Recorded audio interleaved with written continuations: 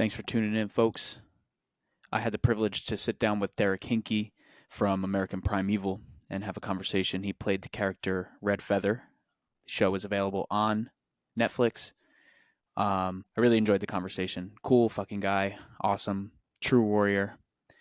And there was a point in the conversation where we did briefly disconnect.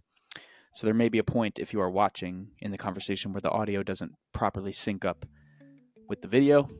But otherwise, all else was good. Great guy. And I hope you enjoy the episode. All right, Derek, thank you for being here, brother. Hey, thank you for having me, big dog. Yeah, man, I was introduced to your work just watching American Primeval. Is that pronounced correctly? Primeval? Yeah, you got it. I actually had a little dust up with one of my coworkers one time. We were on there, and he was arguing with me on how to say it, and I'm like, "Nah, man, I've heard it said various times." But he was like, "It's primeval," and I'm like, "Nah, bro, it's primeval." Yeah, got it. Hell yeah, yeah. So I was introduced to your work on that show, and then the show was fucking incredible, first of all, and your part was incredible and fascinating. So I want to kind of get into that first. Like, if you can give me a little bit of your background, and then kind of how playing that role felt and how it resonated with who you are as a person. Yeah, so I'm a direct descendant of War Chief Namaga, son of Chief Winnemucca, son of Chief Truckee, Paiute Shoshone. I'm originally from northern Nevada. My tribe, Fort McDermitt, is on the Oregon-Nevada border, and we're the last to go to reservation of all the Nua people. Nua meaning the Paiute Shoshone Bannock people. We were the last to go to reservation, and we were kind of the ones that were renegades, I guess, for a lack of words. We had no reservation, no treaties, nothing signed. So my grandmother Sarah Winnemucca actually bargained a deal to get Fort McDermitt. It was a army fort before it was our reservation. So we went there. So with that being said, it's like I've always been very, very in touch and with my culture, people, and tradition and ways. Pre 1492, very, very rural community, which kind of helped preserve our culture and our traditional ways. So that being said, once I landed the role, I always thought it was really unique that my first main character was going to be I was able to portray my own people. Mm-hmm. So yeah, walking in, once I knew that was gonna be the case, I was like, wow, this is really, for me, it like really touched home. Like filming and going through those things for us. It's a spiritual journey. You got to be really in touch with your emotional side. Your physical side, of course, but like realizing like this really happened. This is like a genetic memory. It's stored there, man. Like this really happened to my people. And I think a lot of times growing up, it's like a lot of these Indian kids, me myself included, you feel like there's so much inside, like there's so much that somebody hasn't told you or taught you or has been taken from you, and there's a lot of this anger and stuff. So like I always thought, an uncle told me once, he's like, with all that anger you have, all that, we call it your power, your medicine, like use it, ball it up, use it and store it, and direct it in a positive, good way. So that's kind of what I did, and then once I got into acting, I grew up on my father's ranch, but we were also, my grandfather Lester Hinkey, he was a fighter and a boxing coach and a rancher. So like combat sports and fighting has always been in the Hinkey boys' blood. But it was learning how to direct it and control that fire so it doesn't burn you inside. So walking into doing Red Feather is like there's so many similarities there. Like it's probably going to be one of my anchors, for the rest of my life, just to remember, like, walk with honor and integrity. Mm-hmm. Yeah, I think that there's a lot of history, and then of course in the native traditions, and I'd be curious to hear some specific things that you grew up with learning. but Yeah. also in that show too, and portraying your like those people as warriors and showing kind of like the brutality in conjunction with the beauty of it and the magic. What are some of the things that you grew up with that you were able to take into your soul, like into that character? And what are some of like maybe some of the stories and the traditions of your people? Yeah. So I'm big, huge love and respect to Pete Berg. He's the captain of the ship. He's running the whole operation. And that comes downhill. So for me, it was like walking on the set. Hearing that respect, where like they weren't telling me who to be. They were allowing me to like say, hey, "This is who I am," because I am Paiute. I am Shoshone. Mm, It wasn't like somebody telling you this is what you need to be, put you in a box. And while I read this in the history books, this is who you people were. mm, For me, that was great. Howard Berger, hair and makeup. He's like, your war paint. I want that to be you, that comes from your spirit. And I can't. It's like you're living in this time where like you grow up watching these Western movies and you see this Italian guy painted brown and mm, he's woo, woo, woo, woo, and then it's just like you're a kid and you're realizing you're watching this. It's like wow, man. And then hair, Johnny. Like a lot of it goes into nothing is everything has a reason. The way your hair's braided, the reason why it's braided that way. Why if you really pay attention to the character Red Feather, there's one side that's darker and then there's one side that's lighter. That's his balance in life. And that was again like coming from production, Pete, Howard, Johnny, mm, those guys. Like, hey, what do you, who are you? What do you, what's your medicine? What's your magic? mm-hmm. And in your experience with your family, like your personal history, what were some of the older traditions and teachings that were placed onto you? And maybe you have a like these spiritual teachings or maybe cultural. What are some of the things you grew up with?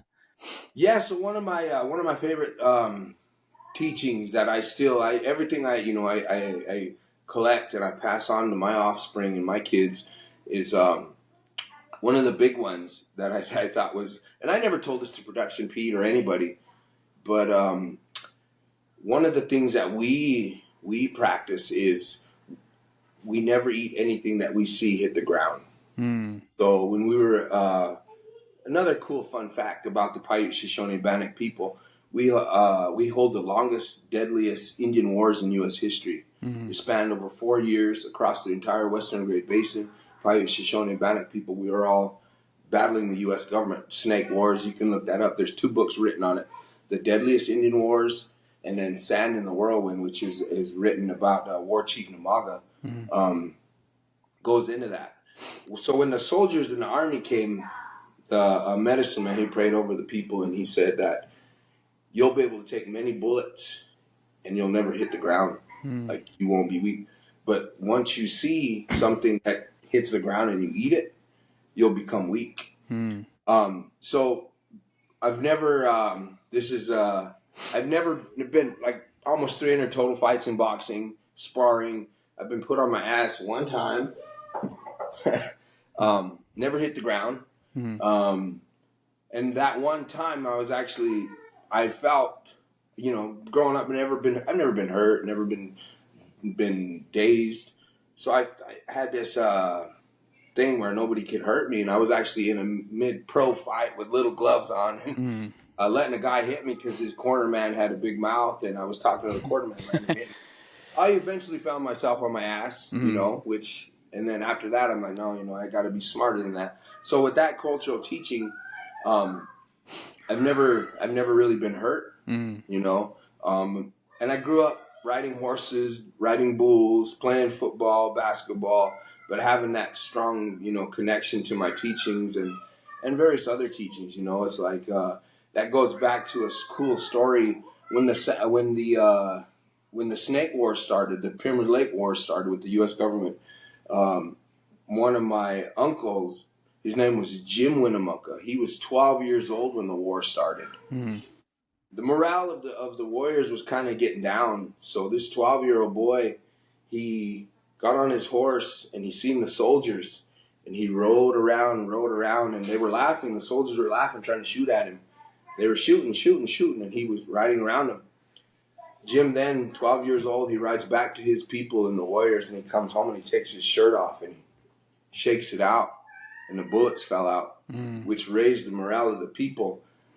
So they say that he did that, and he understood his medicine, like his connection to his horse. He would braid some of his hair into his horse's hair and vice versa. Very, very close connection with that animal and with that morale. So, like I said, if you really pay attention, I'm not saying Red Feather is dead or not dead, but I'm just saying for me, I didn't say anything about my teachings to production, but Red Feather never hits the ground.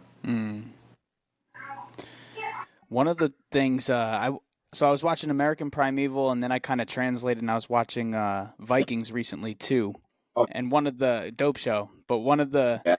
things that I've been thinking about a lot is like just the why these stories resonate so much with people, and especially even like young men, is that we don't have that so much in our culture now. This like wildness that we've kind of disconnected from these old teachings that have like magic and power and even brutality, but also like these beautiful connections to nature and to spirit and to these Yeah. deeper things. And I think so. I think that like we live in this very sanitized culture now where people show up to their job and everything's kind of polished, and it's not there's this like deeper thing that people are craving.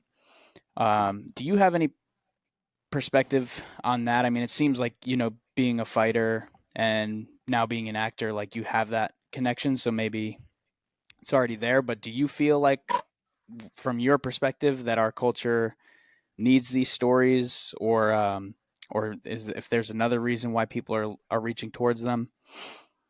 Yeah, brother, I do. That's great.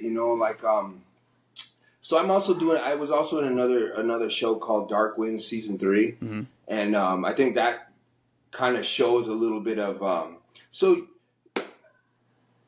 with your puha, your medicine, your magic, whatever you want to call it. Mm-hmm. In that show, it shows there's a connection, there's a power there in that we all carry, and I think people are drawn to that because at the end of the day, we're all human beings, and you hear stories of even in all those old books, the Quran, the Bible, like these people carried something, an aura, a magic, a power, a puha, a medicine about them, where they were able to do extraordinary things. And I think it's our connection going back to being human. So in my language, we're not Paiute, we're not Shoshone, we're not Bannock, we're Nua, meaning the people. And I feel like it's going back to realizing that we're all human beings, that you do carry a power.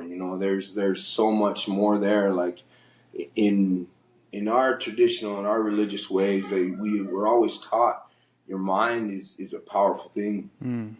It's like learning to believe and carry that goodness with you. But also at the same time, a lot of times throughout history or in their Native Americans were like this magical unicorn, not realizing though there's that balance in life where you have to understand you have a shadow and you got to have a relationship with that shadow. Like with Red Feather, when he was a little boy, he was named Wide Smile. He was happy all the time. And then what life did to him, it made him Red Feather. And the lines coming down, that's his tears he once cried when he was a child now turned into lightning bolts. And that's his relationship with the shadow. So yeah, totally. I think I've always been taught, like the old saying, it's better to be a warrior caught in a garden than a gardener caught in war. And I teach my kids that. What do you think was the experience of your character when with like the Mormon girls? And I don't want to spoil people who listen too much, but Yeah. when you like in that moment when you're present with Abish, right, is her name, with Abish. Yeah. And what is going through you? You're acting, but also in a way you're probably channeling and connecting to something deeper. What are you feeling in those moments, and what do you think the character? What experience do you think the character's having with that specific girl? Yeah, you know when that whole thing's going on, I feel like as an actor, it's really taught me understanding the magic in the moment, Mm-hmm. and every moment is magical. When we were shooting that scene, um, the actresses were so good, production, cast, crew was everybody was just so great. In my mind, I'm watching this, and in my spirit, I'm like, like, damn, what the fuck? Mm-hmm. Why, bro? The other actor, Takola, that the one that's actually doing the dirty work, Mm-hmm. he gets down and he's doing it. And I remember we're shooting it, and I remember kind of forgot where I was. Mm-hmm. Because to me, it was just real, man. The actresses were so great and bringing the pain and the suffering. And I remember he came towards me and, with the knife, and I was just looking at him like, bro, what? Why? Mm-hmm. Then I realized, like I it's like almost an out of body experience, if that makes Mm-hmm. sense. So yeah, man, but and then Abish Sarah, she's a phenomenal, like Red Feather. All I was doing was reacting to everything she did. She's just an outstanding actress, but she was just so strong and defiant and brave. Mm-hmm. Like in me myself, I'm like that's a warrior. Like that's respect right there. It's just like I really was blown away by that. That was my first performance, like first ever scene with them, Mm-hmm. and I was like, wow, like she's phenomenal. And so, what kind of parallels have you had, like between fighting, acting, and I'd also like to know kind of what made you. Um, I don't know if you're still. I know you're training based on like your Instagram and your coaching. I don't know Yes. if you're still doing any fights, but but what made you want to go from fighting to acting, and then also what similarities do you see in those worlds for you? Is it like deep flow state? Is it just being in the moment? What are the parallels there? Um, So initially, when I first moved to Vegas, I was boxing, a top prospect, doing really good. It really wasn't fighting as much, and being a Northern Nevada Buckaroo, cowboy from hell, whatever you want to call it. I had a lot of time on my hands, man. So my little brother, who's also a professional fighter, he said, "Hey, there's a show on the strip with horses and they're knights and they're jousting, and he's like, they're banging steel and they're fighting." He's like, "I think you'd love it." I was like, "What? I've never, I don't even know what you're talking about." So I went down there and watched the show, and then I linked up with the manager, and I was like, "Hey, I'd like to give this a shot." And his name's Ivan Collier, and he's like, "Okay, well, we'll set up an audition." And I auditioned for that show. Mind you, they're Irish, Norwegian, French. They're the knights, Mm-hmm. and I auditioned for it, rode the horse, did all the stuff, and they said, "Thank you. We'll give you a call in a week or two." And I came out of there. My brother goes, "How'd it go?" And I'm like, "I think it went really, really well, man. But I'm not too Irish looking or Norwegian." Mm-hmm. So, anyways, about a week later, Ivan called me, and we got the role. So while I was boxing, I started doing the Tournament of Kings and learning, the stunt work and the acting part of it. And I've been there ever since. Mm-hmm. Like if I'm not working, I'm there. There's like I said earlier with horses. I grew up on horses, and if it's possible, I'll always try to be a part of that show, the Tournament of Kings. Mm-hmm. I just have to be around horses. But yeah, so I started doing that part of it, and then one day my wife seen an audition for Django, the TV series, and I landed that, Mm-hmm. and I started doing stunt work. And that's one scene I did. They asked me when I was in Romania, "Hey, can you do an acting scene?" And I'm like, "Yeah, of course, I'll try."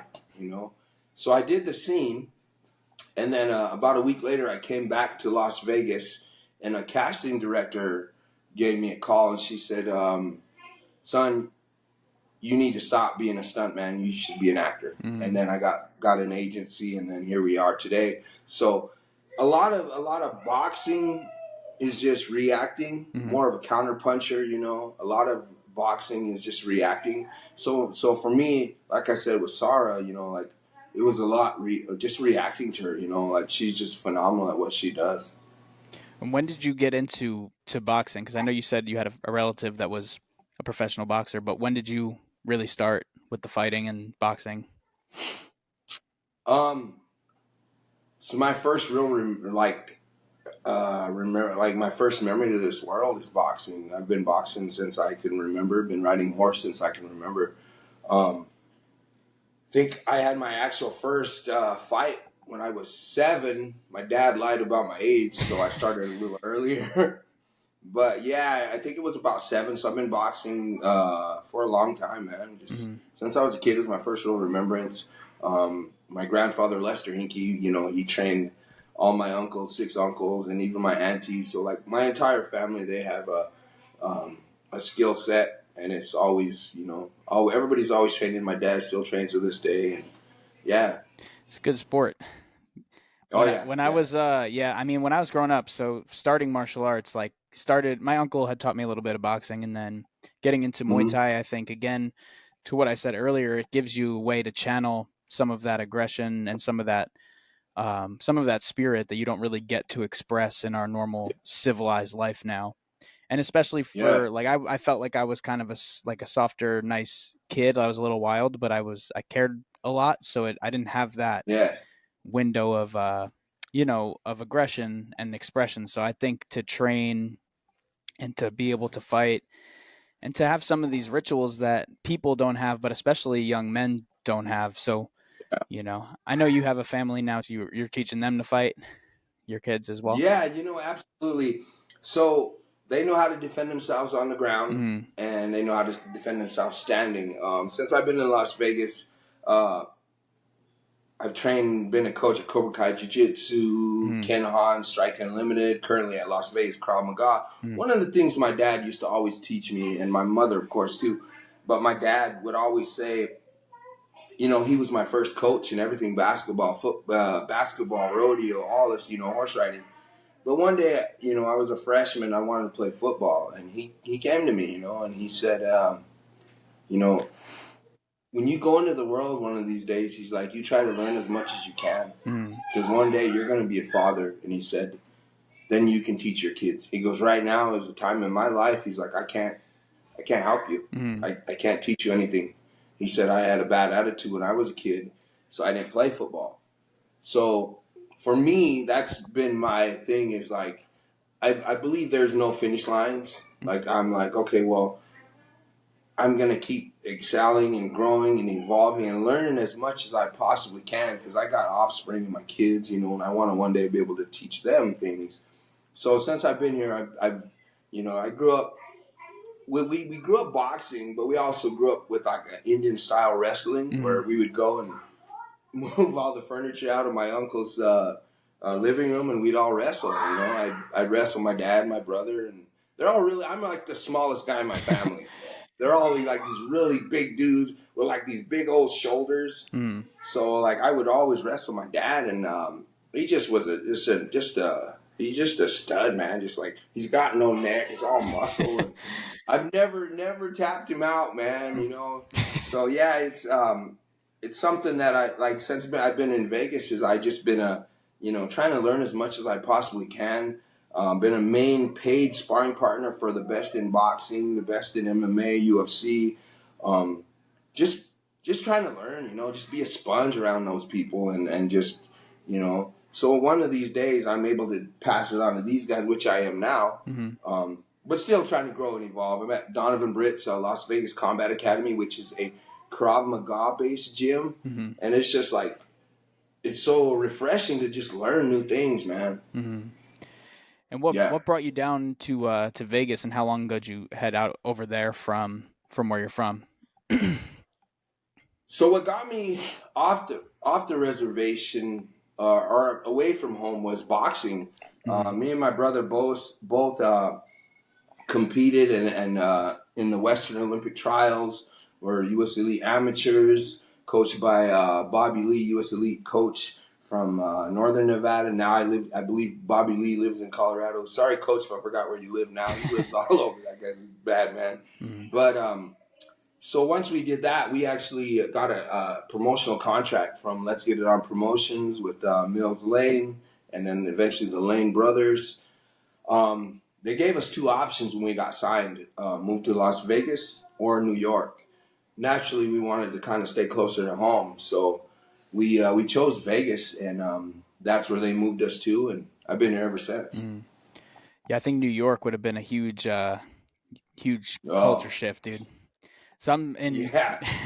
I'm in New Jersey right now, so that's where I grew up and my family's at. So I'm actually in Oh, Jersey, but I live in Arizona. I just wanted okay. to head out for the summer. So, but yeah, New Yeah, York compared to the West, just like a different world. So I think, yeah, yeah, I think it makes more sense. At least Vegas too. I mean, you have the city, but you have like you're kind of surrounded by still like the mountains and what's wild. And if you're in New York, again, it's a different dimension yeah, and yeah. disconnect. So so with acting, do you have other things lined up now, or are you trying to kind of lean further into more projects, or are you taking a step back for the moment? You have some other things that you're into right now. Yeah, so I actually turned down a project. They wanted me to cut my hair. Mm, Um, and right now, at this time in my life, I'm not ready to do that. mm, I have a little boy who's got long hair, and being in Vegas, um, or being off the reservation, I'll say we don't see other Native Americans, and he really takes pride in his hair. Like he, there's every year he goes to school, I worry about him cutting his hair, mm, and that's totally fine. But for me, it's like knowing that, hey, that's my dad, and he sees my long hair and he's proud of his. So, like right now at this time in my life, I don't want to, mm. but I have a few other great, phenomenal projects that I'm really looking forward to that are in pre-production right now. Um, that I can't really say too much about. Mm-hmm. But yeah, I'm excited about that. And I'm actually headed back for Dark Winds season 4 Mm-hmm. to do a little bit of work there. I'm looking forward to that. Yeah, and then like I said earlier, I'm still at Tournament of Kings when I'm not, busy, which I'm very, very grateful that they let me, go jump off horses there. It's my favorite, one of my favorite things to do in the world. Mm-hmm. I admire the commitment to keeping like your hair and what just kind of doing what you want to do with your own like self Yeah, and the roles that you want to do, because I think that in art and in acting and just that whole general world, you'll have people that are going to try to mold you to fit a specific role, so you're going to have to stand up for yourself at different points, you know. yeah, um so working with, because that guy Peter Berg seems like really genuine, really authentic. I mean, I listened to him on Rogan, so I was hmm curious about his perspective and just how he goes about making like a show like this. So you were saying that he gives you the freedom to be your character without kind of like infringing upon it. yeah. Pete's a phenomenal human being. Mm-hmm. He really like. I've really been grateful to the universe that I'm allowed to cross paths with him. Mm-hmm. Um, I'm a hunter, Mm-hmm. so for me, and again, I'm very very new to acting. But what I do a lot of times is when I'm on these productions or I'm doing something, if I'm not working, I'm hunting, Mm-hmm. meaning that I'm watching the director, I'm watching the other actors, I'm hunting them so I can gather that information, and I'm learning on the job Mm-hmm. because I want to be better, of course. But Pete, he watches you and he hunts you right back, and then he gives you direction after that. Mm-hmm. Um, he's outstanding, at what he does. I really, he's a dream, man. Like just to see his he's a human being, just like we are. To watch him, we actually had a barbecue at his place, and we went to his house. And prior to that, I watched him, and he's two things that I really pay attention to people is their interaction with children, animals, and just everybody in general. and he treats everybody the same. He's phenomenal. He's great to work with. And again, it's just like watching him, hunting him, and studying how he moves and how he operates and learning. For me, just watching him, what he does and how he sees it. But for me, being an actor, I feel like my art, I have to love. If I don't like it, then I don't think the people will like it. And for me, it's like always knowing that what I'm doing out there is like, is understanding the magic in the moment, but also knowing that I gotta like this. Like I couldn't like myself being having a military cut right now in my life, and for me, that was kind of like again my goes back to trying to make sure that the other children in the world will see like it's okay to have long hair. I'm not just saying Indian kids, like I don't want to just reach Indian kids. If I show up somewhere, no matter, you're gonna know I'm a Native American, But I want to appeal and I want to touch. I want to be able to be liked and understood by other kids and other cultures and other people, because you're gonna know I'm Native already. So I don't want to just tunnel vision on my own. Like I want everybody to understand who we are. Like a lot of times you're gonna most people focus on like, oh, I want you to see me. Like for me, coming from my heart, I want the world to see my people. See the people, see us. I mean, I think, well, first of all, representing where you come from and your culture obviously is paramount, but then just being an authentic human being, because Yeah, in art, of course, like I said, in art, people are going to try to shape you, but I also think in the world outside, just generally, the people are yeah, constantly trying to shape what you think, how you yeah, show up, how you act, and it's a learning curve. It takes time because we all want to make it in the world and we all want to have a voice for ourselves, yeah. but to stay rooted and stay committed to our authenticity and to that's a warrior spirit, so deeper than Mhm. being able to be violent, and to be able to fight is one thing, but to be able to say no when you need to say no and say yes when you need to say yes, and show up as yourself, because I think that's the deepest lesson. As I get older, that's what I learned too, that I want to pass on to other people. Yeah, Like just if I show up, and of course, like kindness and generosity matter, but yeah, authenticity matters, because again, the world's going to try to fuck you up, and I think yeah. staying yourself.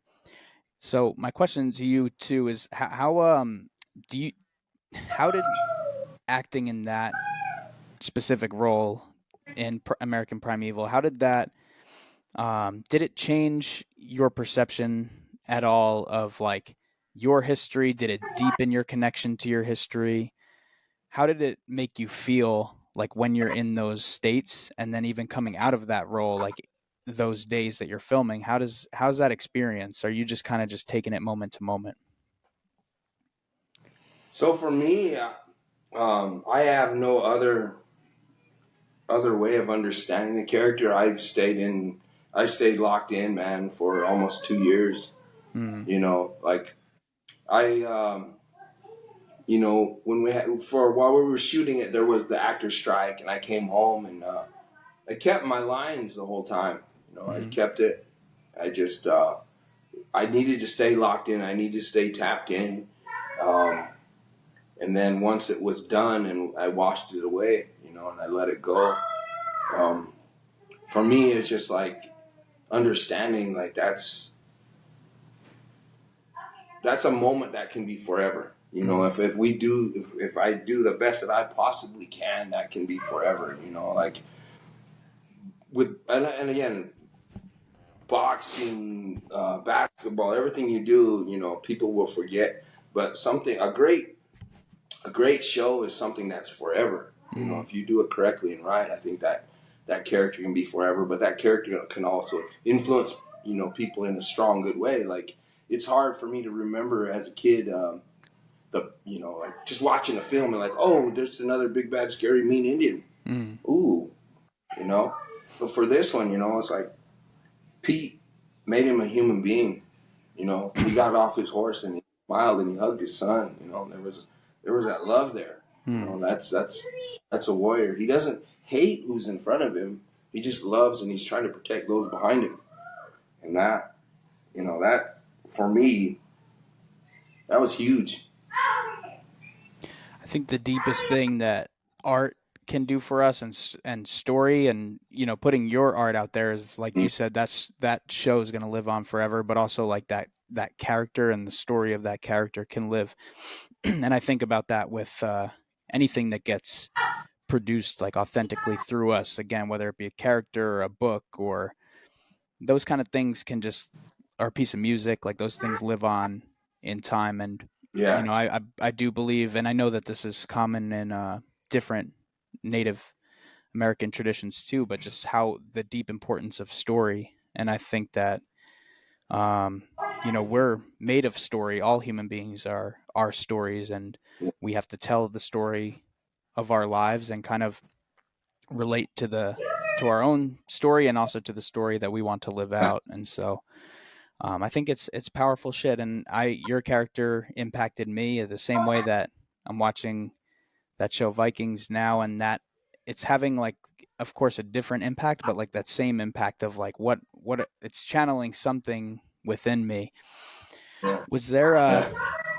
in your experience with your family, was there a lot of repeated stories, or was it just something that was kind of reiterated to you that was important, or is there something you try to live by now, that's important to you? Yeah, man. For me, since I was a little boy, I used to always love hearing the stories. Mm, I go by my grandma.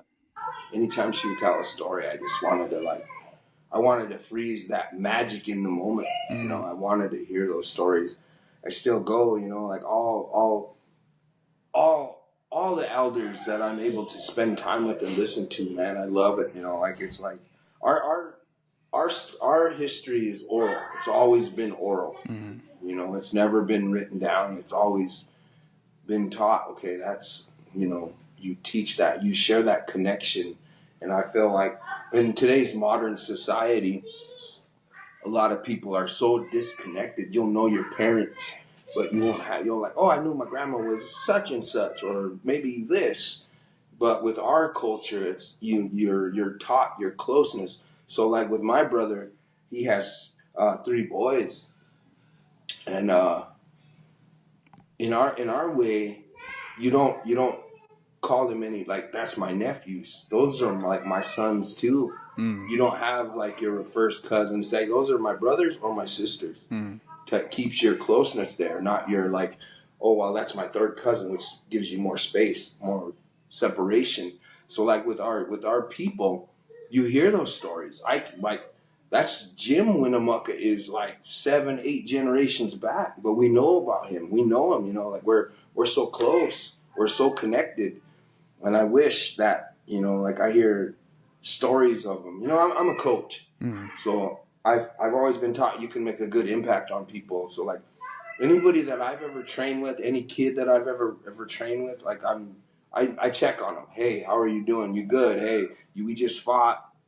Are you good? Hey, what's going on, man? Like, and I feel like a lot of these kids, like they'll feel so alone. Like, hey, I'm in Las Vegas. My parents live in blah blah blah. And I'm like, well, you have other family members, like brothers and sisters, or as modern society would call them cousins, mm, but I'm like, they don't.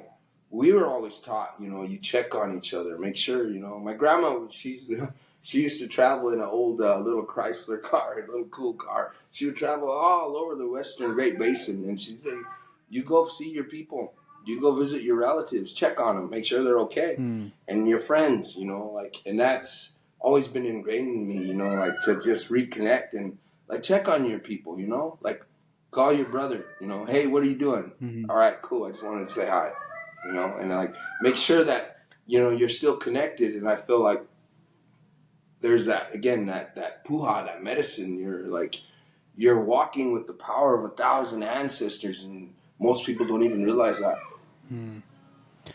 I agree with you. I think that it's easy to, especially in today's world, we have the computers, and we're deeply Oh, connected with our phones and social media, which allows for a situation like yeah, this to happen where we could talk, which is cool, but it makes yeah, people isolate.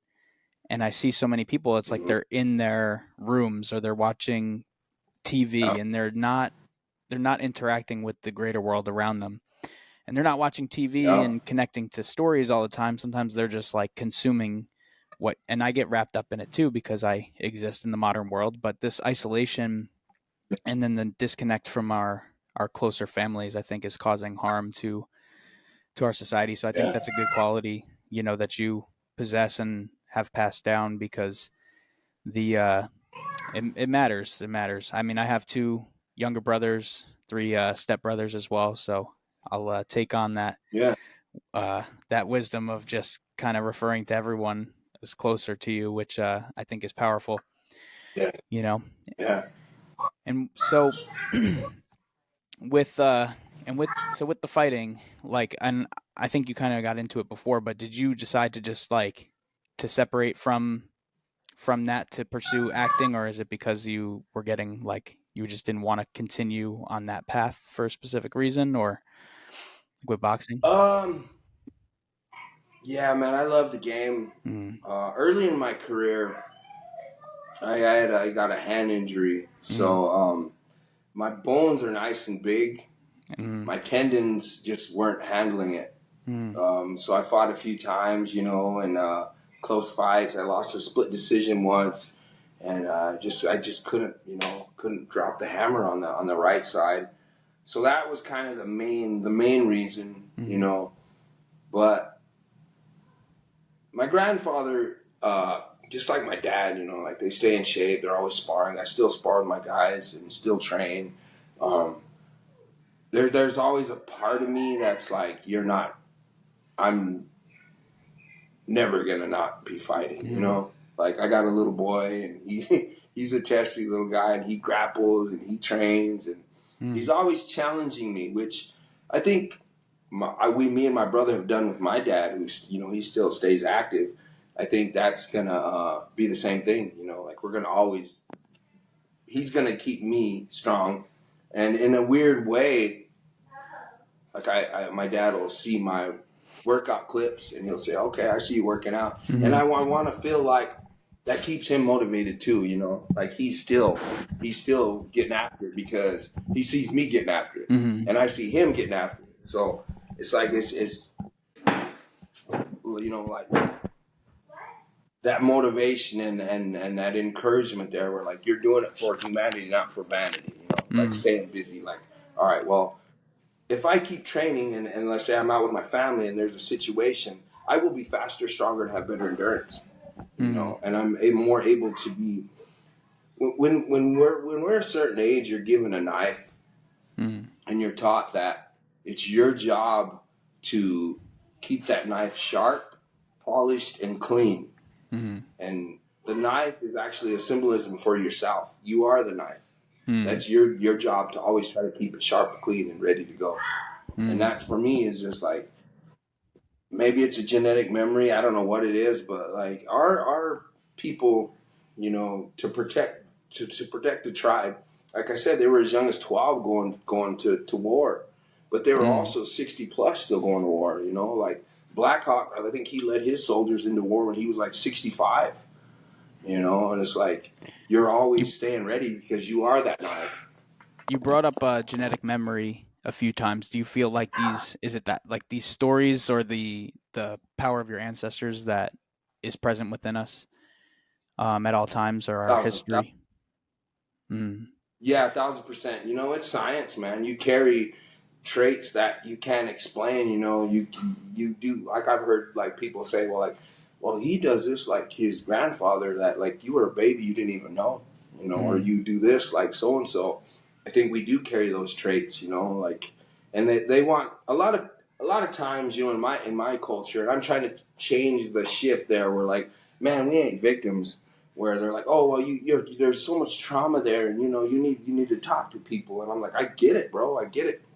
But there's also that there's warrior DNA in there, man. Like instead of it'd be like a fight. Like well, maybe I tell my fighter, you don't have the best right hand. Let's focus on phenomenal Got questions, though, bro. For sure, man.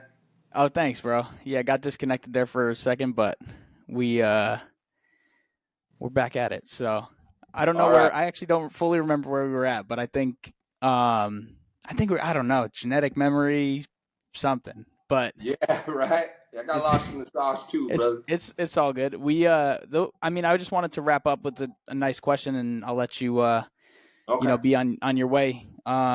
If you were going to leave something with with your family and with people, whatever message you want to share with people who might watch your acting or listen to a podcast, or again your family, what are you trying to leave with people at this moment? And I'm sure that'll evolve over time, but if there's a message that you want to leave with people, what would that be? Uh, for sure. I think we don't really realize the impact that we have on each other as human beings. I really don't think a lot of people they take the magic in the moment for granted.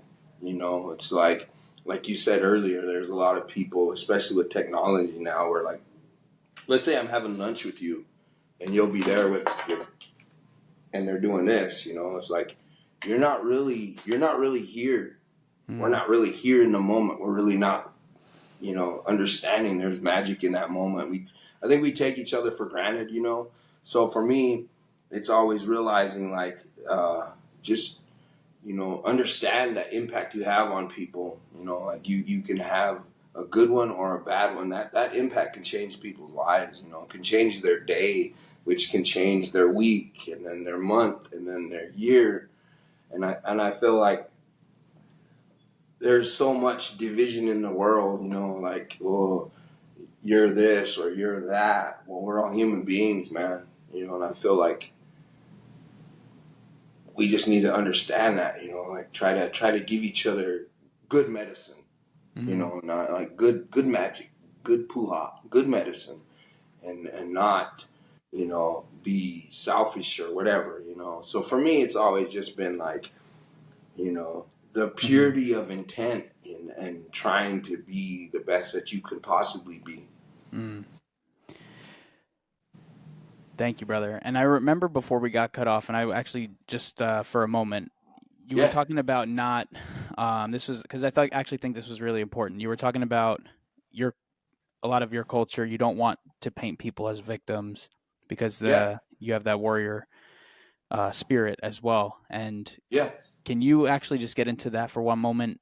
Because I yeah, think that's sure. really important, and it's important across the board, outside of Native American culture, just in culture generally. A lot of people are feeling victimized, Yeah. and yeah. Yeah, so I feel like, in my culture and in the worldwide, in general, like there's this process where, like, oh, you're victims now, this is what you are, and you carry this trauma. Yeah, I do, man, but that trauma for me is an energy. And people they focus on that, like, okay, well, I have this trauma, and they're so focused on why you're broken or why somebody has told you you're not enough. It'd be like me telling my fighter, like, oh, your right hand's not as good. Your right hand's trash. And then Mm. they focus so much on that instead of focusing on, like, well, I have warrior DNA. I also have, this certain power in me. I come from one of the most powerful warrior cultures in history. Focus on that. You like be telling my fighter, you got a good left hand and a left hook. Mm. It's like you focus on that good, that positive energy, and then direct that negative energy into something positive. And that's my worry, like with with my culture is like it's you're yes, we're loving, and we're kind, and at the end of the day, I can only do so much praying for people. If somebody kicks me in the nuts, I got to kick them back in the nuts. I can't pray for them.